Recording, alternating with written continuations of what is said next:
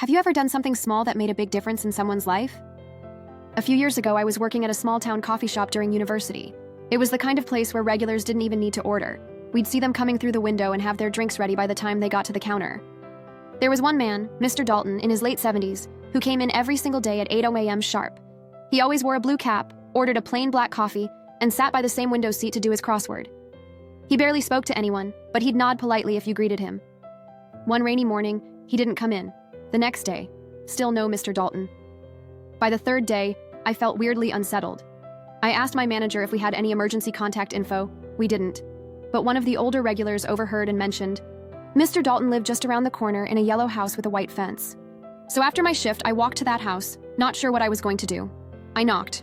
No answer. Then I saw a neighbor walking their dog and asked if they knew Mr. Dalton. They said they hadn't seen him lately either, which was unusual. Long story short, I called for a wellness check. Turns out Mr. Dalton had fallen and broken his hip. He'd been stuck on the floor for nearly 2 days. The paramedics said I probably saved his life by checking in when I did. When he recovered, he came back to the coffee shop, a little slower, with a cane. But he looked me in the eye, smiled, and said, "You're the reason I'm still around. Thank you." From then on, we talked every morning. I learned he'd been a high school teacher, loved jazz, and once traveled the entire length of Route 66. When I graduated, he gave me a small envelope with a card and a little Route 66 keychain. "Keep exploring," it said. I still carry that keychain to this day.